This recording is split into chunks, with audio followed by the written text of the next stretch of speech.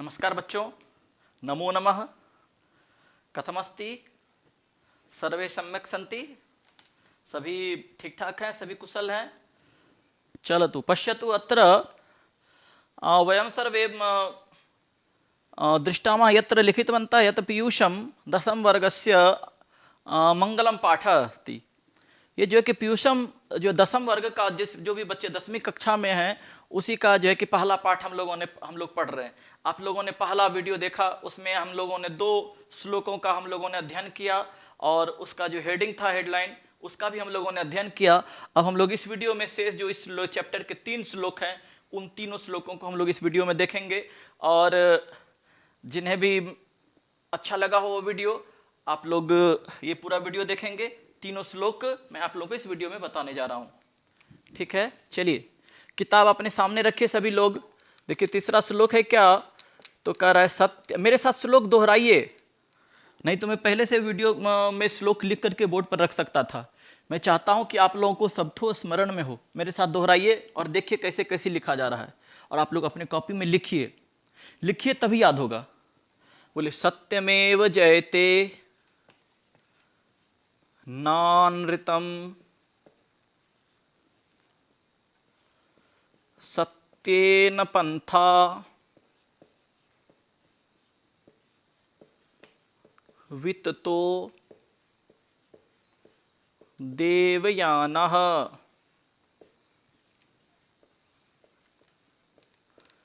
येन क्रमन्ते ऋषयो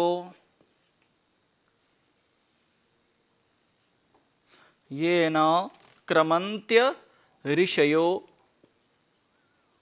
ह्याप्तकामा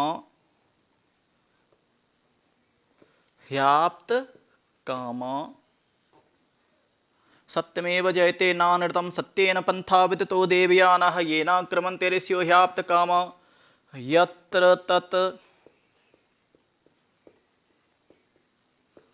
सत्यस्य परम निधानम।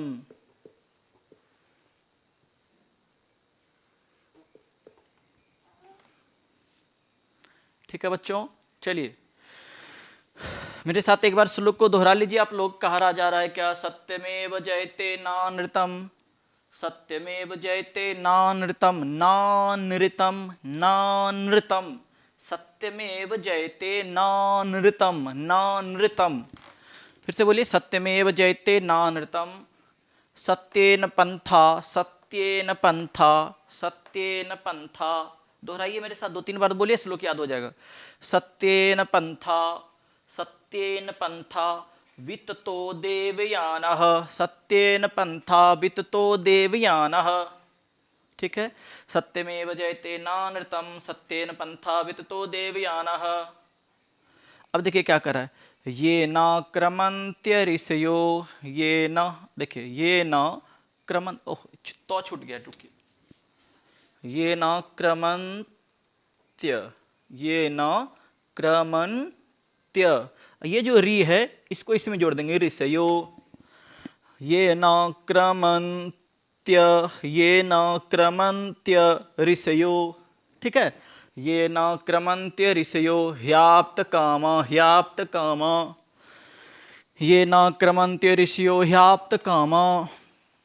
बोलिए मेरे साथ, ये न क्रमन्त्य ऋषयो ह्याप्त कामा यत्र तत् सत्यस्य परम निधानम, यत्र तत् सत्यस्य परम निधानम, यत्र तत् सत्यस्य परम निधानम। बोलिए मेरे साथ, ये न क्रमन्ते ऋषयो ह्याप्त कामा यत्र तत् सत्यस्य परम निधानम। एक बार पूरा श्लोक बोलिए, चलिए बोलिए। सत्यमेव जयते नानृतं सत्येन पंथा विततो देवयानः, ये न क्रमन्ते ऋषयो ह्याप्त कामा यत्र तत् सत्यस्य परम निधानम, यत्र तत् सत्यस्य परम निधानम।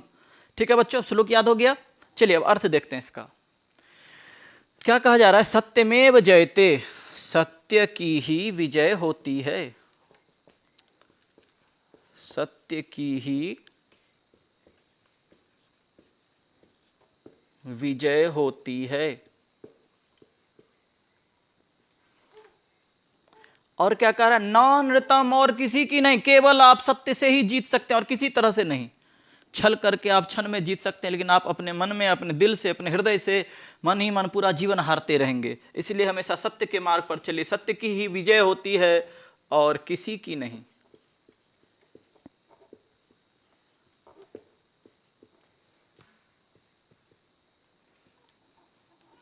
सत्येन पंथा विततो देवयानः, सत्येन पंथा, सत्य के रास्ते से ही। सिर्फ आप किस रास्ते पर चल करके, तो सत्य के रास्ते से ही, सत्य के मार्ग पर चलकर ही, या सत्य के मार्ग से ही, सत्य के मार्ग पर चलकर ही, ठीक है, या सत्य के मार्ग से ही, कुछ भी लिख सकते हैं आप। क्या होता है, वित्तो देवयानः, देव मार्ग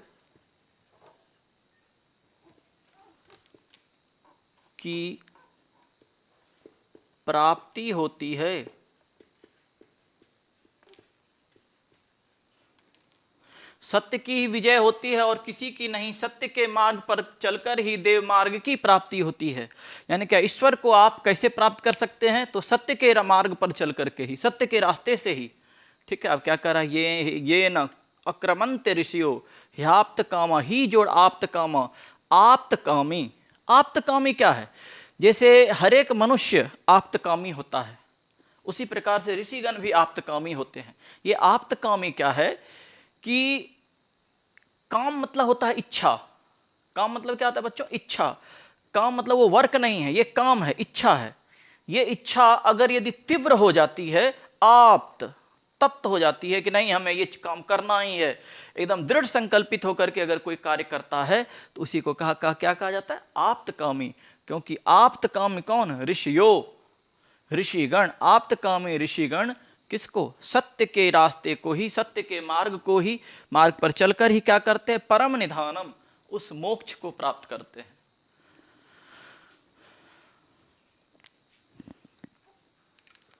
क्योंकि आप्तकामी ऋषिगण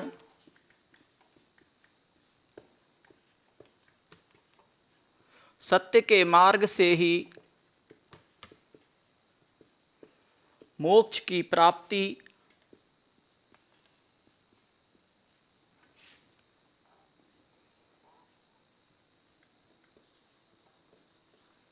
करते हैं। और हम लोग भी मोक्ष की प्राप्ति, मोक्ष मतलब क्या होता है, मोक्ष होता है जन्म मरण रूपी चक्र से मुक्त हो जाना। ठीक है, उसी को क्या कहा जाता है बच्चों, मोक्ष कहा जाता है। चलिए हम लोग अब चौथा श्लोक देखेंगे।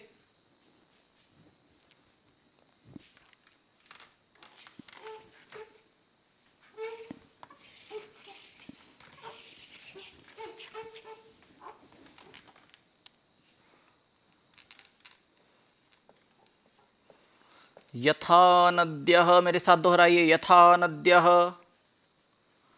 स्यन्दमानाः समुद्रे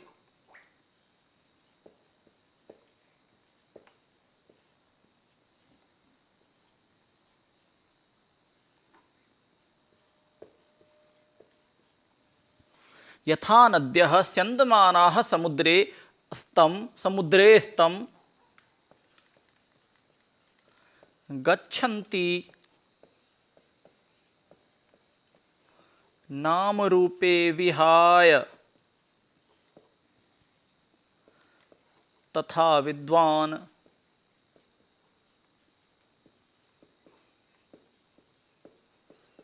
नाम रूपाद विमुक्तः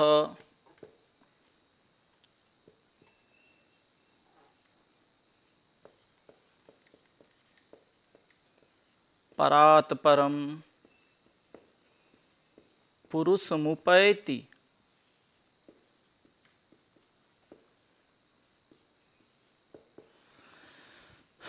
दिव्यम।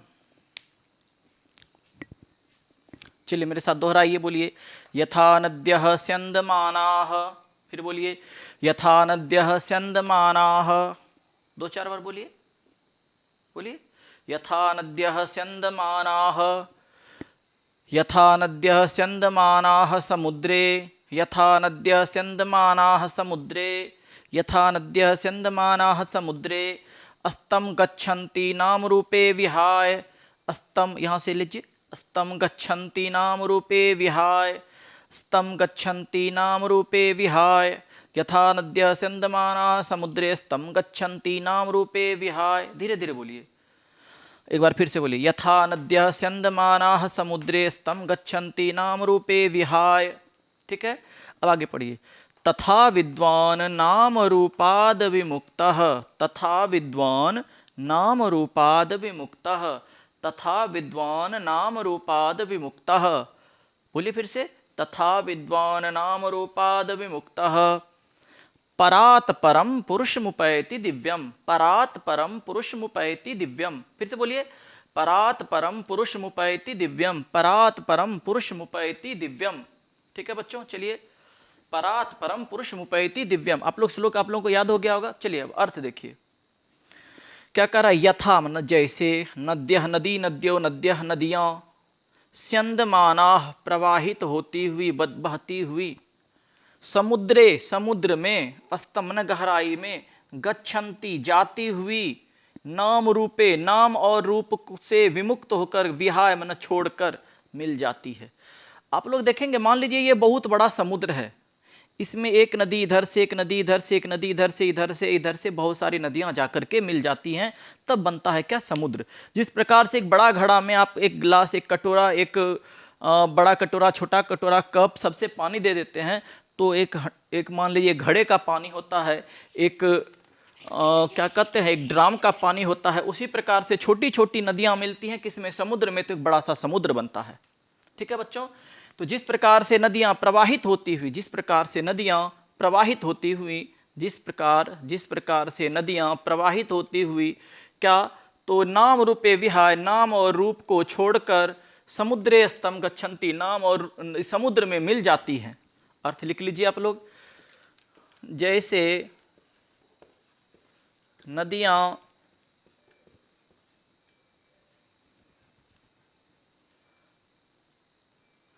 प्रवाहित होती हुई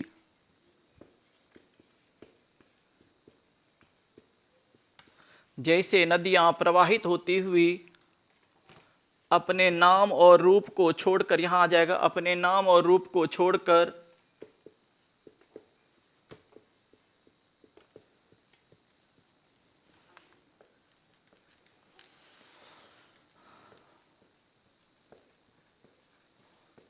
समुद्र में मिल जाती हैं।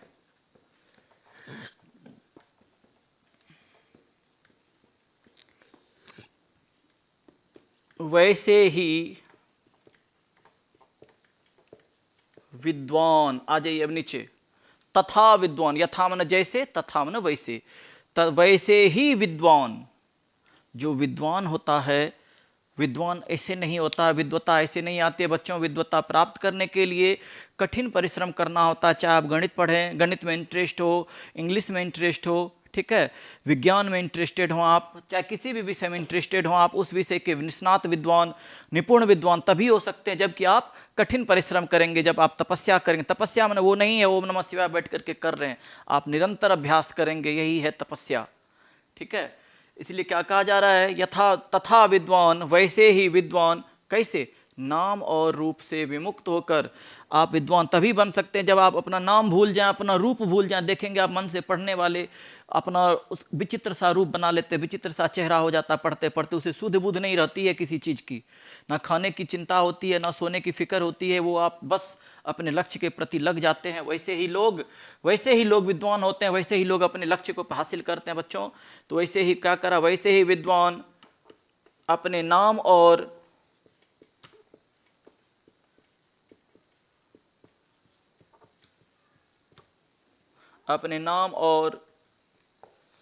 रूप से विमुक्त होकर, ठीक है, किसमें मिल जाते हैं, परम पुरुषम उपैति दिव्यम। कैसे, तो तत्पर रहते हुए, जिज्ञासु होते हुए, नाम और रूप से विमुक्त होकर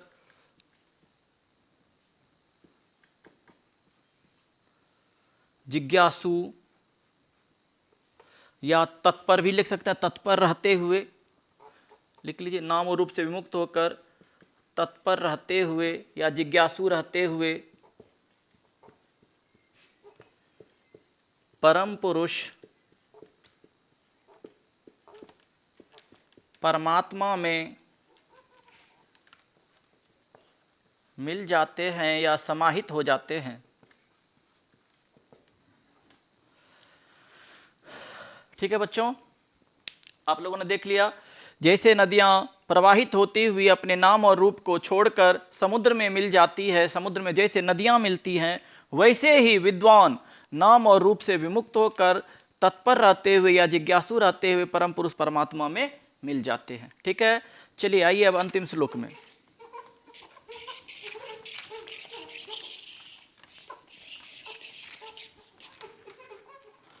अगर आप लोगों को वीडियो अच्छी लग रही हो तो लाइक करते जाएं और कुछ ना कुछ कमेंट करते रहें। अगर कुछ समझ में नहीं आ रहा हो तो आप लोग पूछें। ठीक है, कुछ जानकारी लेनी हो तो और भी बात पूछें। ठीक है, और अगर कुछ कहना हो, कुछ जानकारी लेनी हो तो मेरा ये व्हाट्सएप नंबर है 7254811961। इस पर आप लोग हमको कमेंट करें कि मुझे ये विषय जानना है या ये चीज़ जाननी है, आप हमें बताएं सर, तो मैं आप लोगों को बताऊंगा, आपकी समस्याओं का मैं समाधान करूंगा। ठीक है, चलिए 5वां श्लोक। वेदाहमेतं पुरुषं महान्तं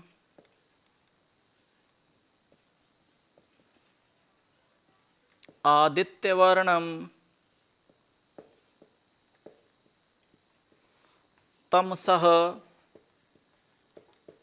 परस्तात्।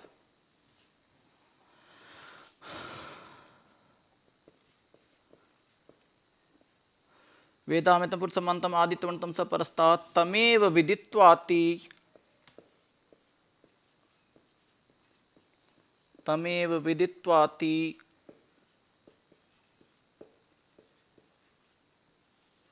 मृत्युमेति नान्यः पंथा विद्यते अयनाय।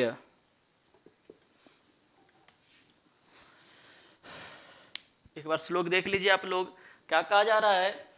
तो वेदाहमेतं पुरुषं महान्तं आदित्यवर्णं तमसः परस्तात्, मेरे साथ बोलिए, बोलिए, वेदाहमेतं पुरुषं महान्तं, वेदाहमेतं पुरुषं महान्तं। फिर से बोलिए बच्चों मेरे साथ, वेदाहमेतं पुरुषं महान्तं। फिर से बोलिए, वेदाहमेतं पुरुषं महान्तं। फिर बोलिए, वेदाहमेतं पुरुषं महान्तं आदित्यवर्णं तमसः परस्तात्, आदित्यवर्णं तमसः परस्तात्। वेदाहमेतं पुरुषं महान्तं आदित्यवर्णं तमसः परस्तात् तमेव विदित्वाति मृत्युमेति। फिर बोलिए बच्चों मेरे साथ, तमेव विदित्वाति मृत्युमेति नान्यः पंथा विद्यते अयनाय, नान्यः पंथा विद्यते अयनाय। तमेव विदित्वाति मृत्युमेति नान्यः पंथा विद्यते अयनाय, तमेव विदित्वाति मृत्युमेति नान्यः पंथा विद्यते अयनाय।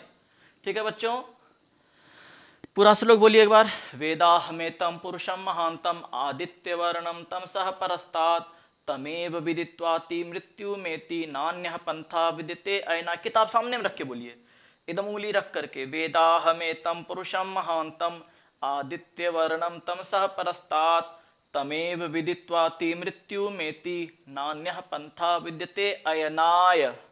ठीक है, चलिए अब हम लोग इसका अर्थ करते हैं।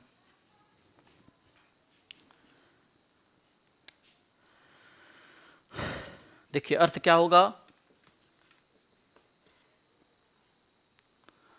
तमसः परस्तात्, तम मनाता अंधकार, परस्तात् मना आगे,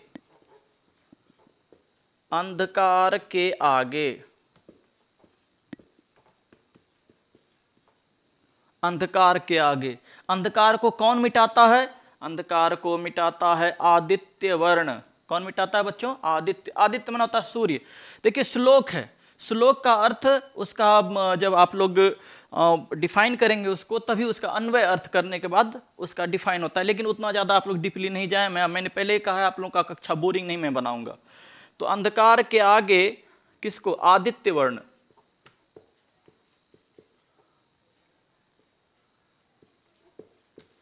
आदित्य वर्ण माने क्या होता है बच्चों? सूर्य।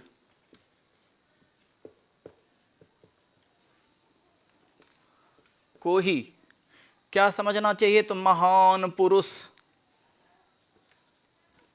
को ही हमें, महान पुरुष या महान पुरुष कौन? ईश्वर। महान पुरुष कौन है बच्चों? ईश्वर। में आप लोगों ने पढ़ा ही है, सत्यमेव जयते नानृतम सत्येन पंथा विदितो देवयानः येन क्रमन्त ऋषयो ह्याप्त कामा यत्र तत्र सत्यस्य परम निधानम। नहीं, वेदाहमेतम पुरुषम महानतम।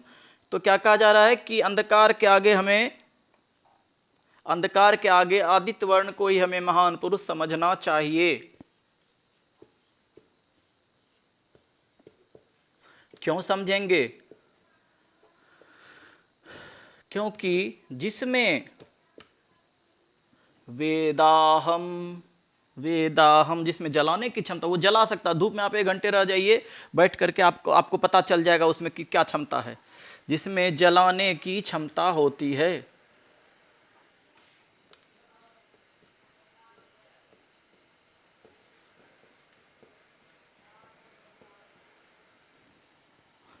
तमेव विदित्वाति मृत्युमेति, तमेव विदित्वाति मृत्युमेति, उसको हम लोग व्यर्थ मान लेते हैं, यत्र तत्र पूजा भ्रमण करते रहते हैं। लेकिन सबसे प्रमुख देवता कौन है? तो सूर्य है। क्या कहता है? उसे व्यर्थ जानकर हम किसको? तो मृत्यु को प्राप्त कर लेते हैं, जबकि क्या? नान्यः पंथा विद्यते अयनाय। किसके लिए? ईश्वर को पाने के लिए। जबकि ईश्वर को पाने का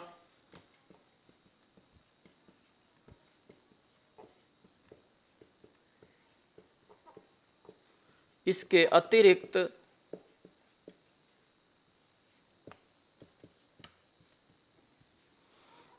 कोई अन्य मार्ग विद्यमान नहीं है। देख लीजिए बच्चों,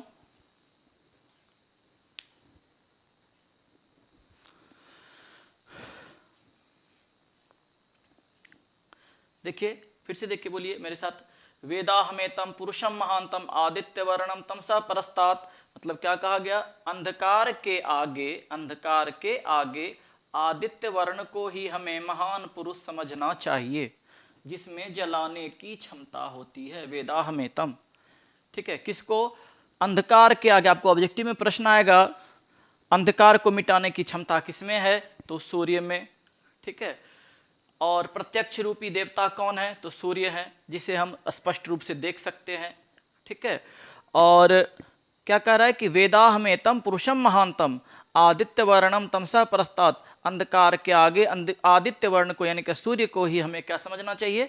महान पुरुष समझना चाहिए, जिसमें जलाने की क्षमता होती है, वो जला सकता है किसी को भी।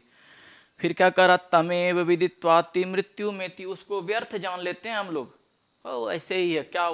सूर्य की पूजा नहीं के बराबर लोग करते। लेकिन आप लोग जान लीजिए कि सूर्य की पूजा सबसे महत्वपूर्ण है। जिस सूर्य की पूजा के लिए हम लोग छठ मनाते हैं। छठ पर्व जो अभी आने वाला पर्व है, आने वाला त्यौहार है, दशहरा दीपावली के बाद छठ होता है, तो उसमें सूर्य की ही प्रमुखता होती है। सूर्य देवता एक ऐसे देवता हैं जिसके लिए सभी मनुष्य, सभी प्रकार के जीव, सभी प्रकार के जंतु समान हैं।